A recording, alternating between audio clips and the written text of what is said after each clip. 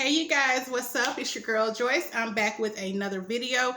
So in today's video, I'm about to be giving y'all my review or recap of season 3, episode 1 of Sistas. Now, I'm always late to the party. I actually only started watching the show last week. Like, I literally sat on my 2 off days and binge watched season 1 and 2 in like 2 days. And when it first was coming on, Wednesday nights I had a night class, so I wasn't even at home to watch the show. And then y'all know now I love Tyler Perry, that talented man. He do what he do, but y'all know his shows can drag like on and on and on, super slow sometimes, and I get really bored real fast. So that's with anything I'm watching. If it doesn't draw me in or pull me in like within the first minute or two, I'm out. I check out. I got so many unfinished, movies and stuff that I've started like on Netflix and stuff because I just get bored. But I kept hearing everybody talking about Sistas. Sistas is just so, Andi and this and this. And I can't get in on the conversation because I don't know what y'all talking about because I ain't watched the show. So last week I said, okay, I'm going to put everything down. I'm going to put my cell phone down. I'm going to put my laptop down. I'm going to give this show my undivided attention so I can see what's up with these sisters that everybody keeps on talking about. And y'all, by the time I got to the end of episode 2, I was just like, no, this can't be the end of it. Like, I'm fully invested in these characters now. I need to know what's going on.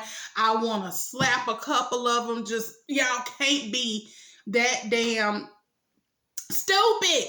But anyway, if you have not watched the show, go ahead and watch it. If you have watched the show, then you definitely know how season 2 ended.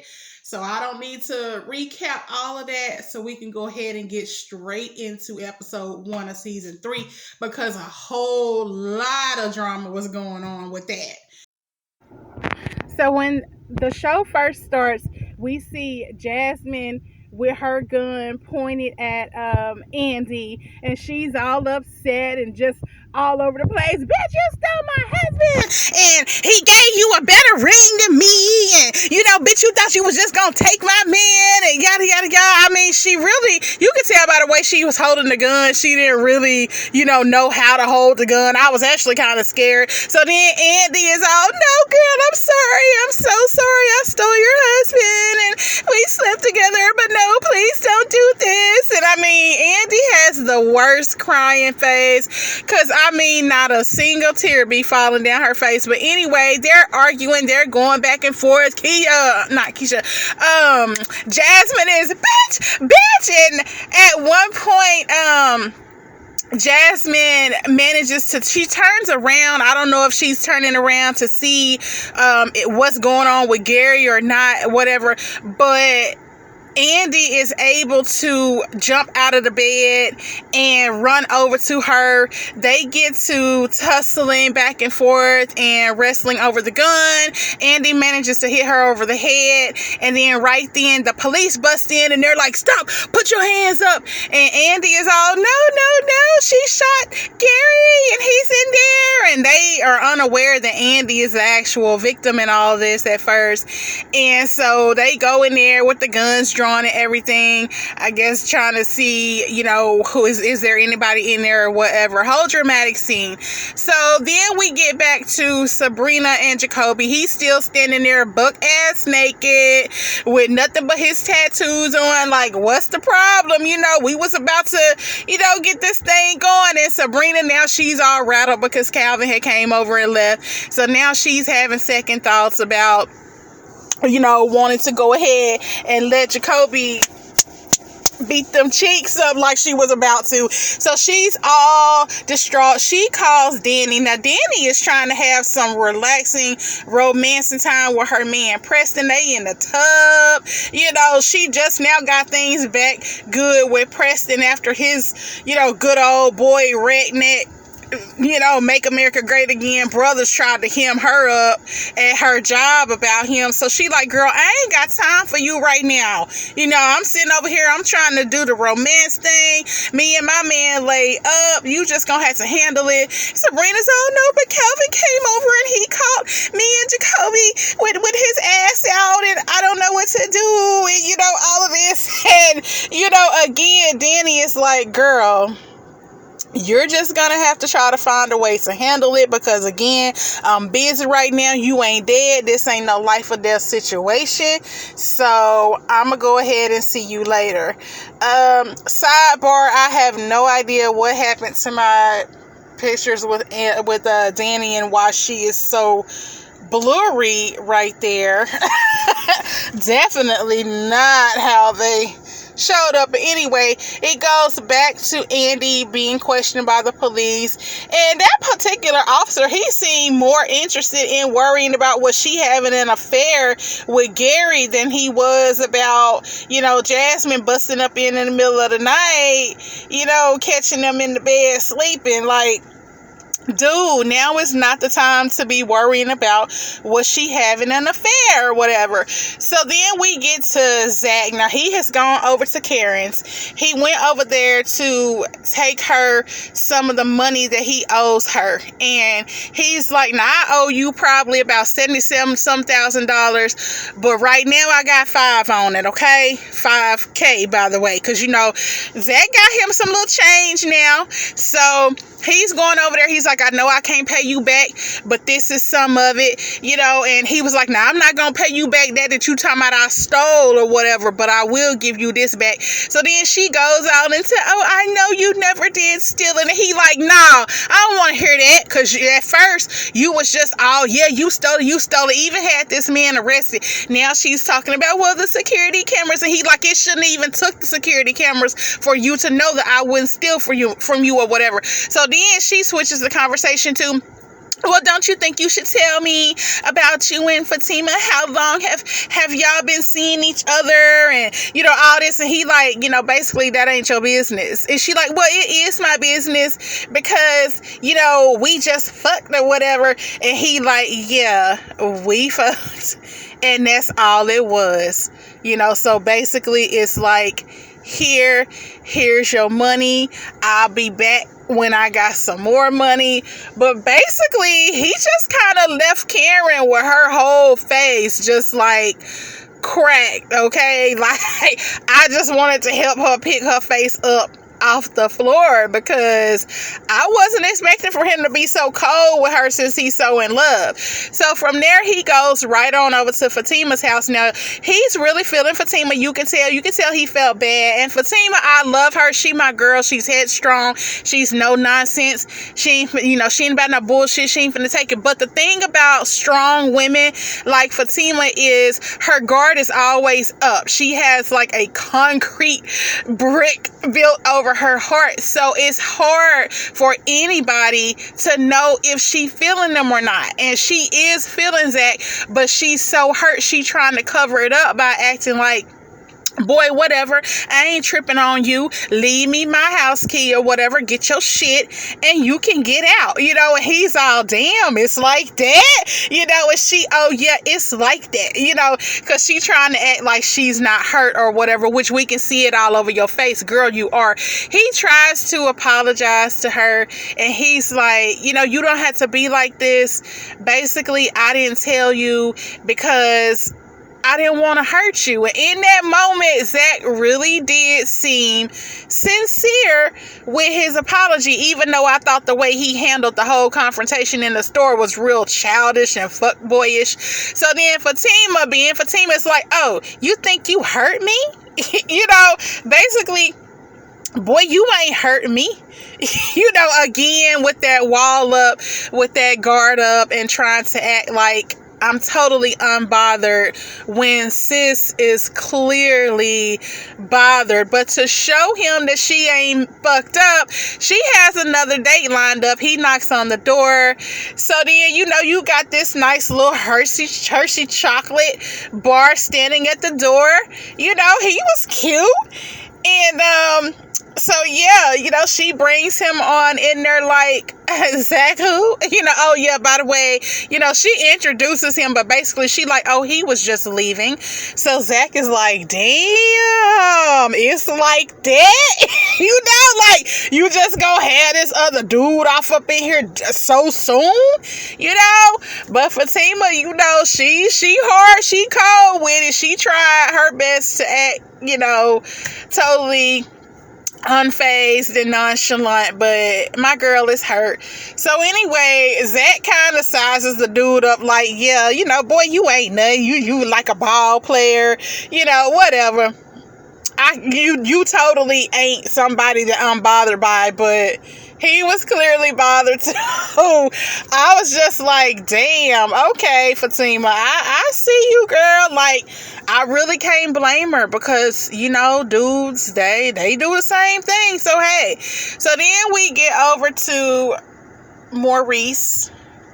He and Calvin are talking. Calvin's like, I went over there and she had that dude over there. That dude that y'all work with was over there. And I can't believe that, he was just buck ass naked with his, private parts all in the fridge. And basically, Maurice, this is your fault because you shouldn't have told her I was in there having sex with a man, or whatever. So Maurice, he's trying to be apologetic, but at the same time, he's being Maurice. He's being his typical, usual self, being sarcastic and, well, you shouldn't have went over there unannounced and, blah, blah, blah. Calvin's like, that, forget that. I'm finna go back over here. So Maurice is like, wait for me. Let me get my face on. Here I come.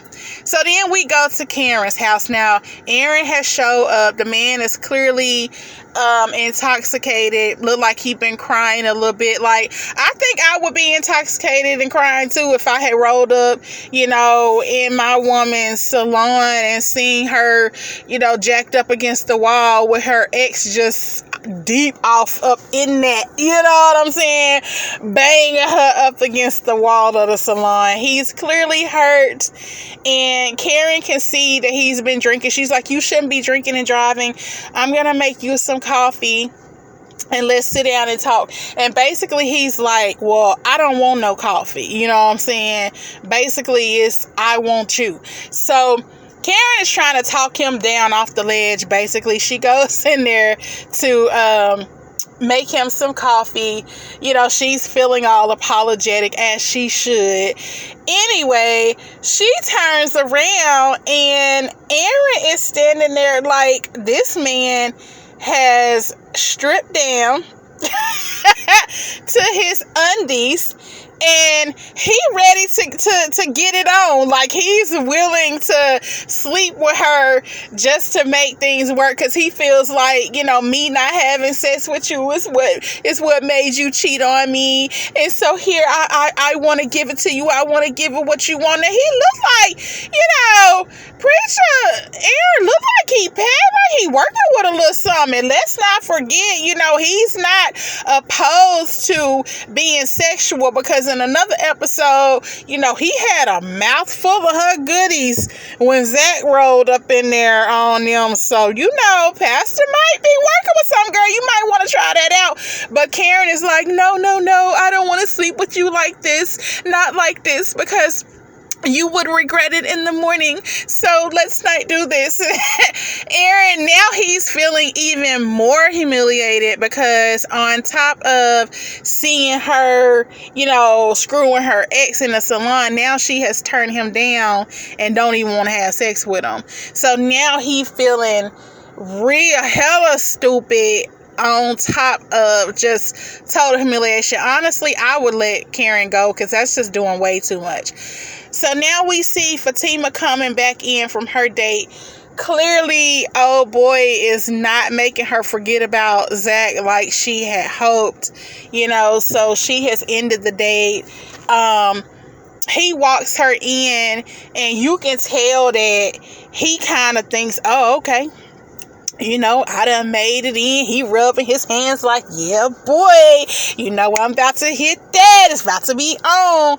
And Fatima is not even in the least bit paying him any attention. She's looking like, dude, you done served your purpose. Zach saw you. He was a little ticked off about it. You can go now, but he's still, so what's up? Take his little jacket off. Now, like I said, he's a cutie. I don't know about that old foil, orange and blue shirt he got on, look like, something back from the 1990s, but he's cute. But like I said, she ain't feeling him. Her heart and her mind and everything is with Zach. I get the reason why she's not being real mad about it is because she did not define what her and Zach were. As a matter of fact, she kind of treated him more like just a boy toy. But like I said, her heart is in it, although she's trying not to show it. But you can tell this wearing her down. Like, she got the wine, like, okay, do I want to call this fool back over here? Maybe I overreacted a little bit. So she realizes that Zach has left her some money. And, and then he also left like the alarm or something to the truck.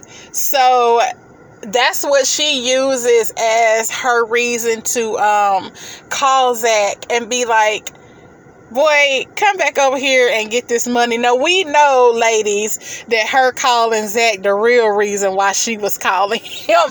She could have gave him that money like the next day or whatever, but my girl wanted Zach to come back.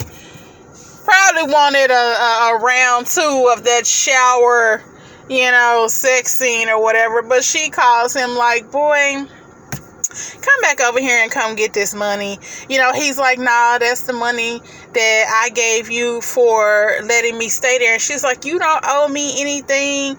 I just, I would never, try to take your money or whatever. But Zach is like, I'm not about to go back and forth with you. She like, yeah, you going back and forth with me, or else you wouldn't have never came over here or whatever. Like, they are both obviously feeling each other, but both trying to act all hard and nonchalant. So we get back to Sabrina and JaCobi. He's basically like, what happened? What's wrong?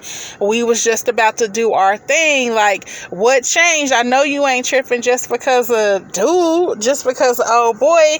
And Sabrina's confused ass is like, no, I really want you to leave right now. He like, are you serious? Like, just a few minutes ago you was with it. Like, I had you jacked up in the kitchen about to do our thing. Sabrina, that baby is just, she all over the place. I really don't think she really knows who or what she wants. It's clear she been hurt and she's very vulnerable and she's just really all over the place. But anyway, knock on the door. It's Calvin. He's back. He sees JaCobi there, so he like, you need to go on and leave. You know what I'm saying? So and they all toe to toe, like, Tyson and Holyfield, like it's about to be a battle of the light skins. Okay. Two high-yelling brothers about to just duke it out. And Sabrina's standing there like, oh shit, I don't know what to do. Anyway, JaCobi leaves and Calvin just basically like goes in on her like, you need to tell me what it is that you don't like about me. Like, what is it? You so quick to listen to everybody else instead of following your heart, and you believe any negative thing that anybody says about me. And basically he like, I'm sick of your ass. Really, I really wish I could just completely be done with you. But obviously there's something about Sabrina that he loves. Like I said, with all that she has done, from the drug test to everything else, I think I'd have had chucked her to deuces. But I guess it remains to be seen whether they are going to work it out or not. It's just way too much going on there. So Zach gets back to Fatima's house. She has taped the money to the door as she said she would. He's standing at the door looking all sad like, this girl here.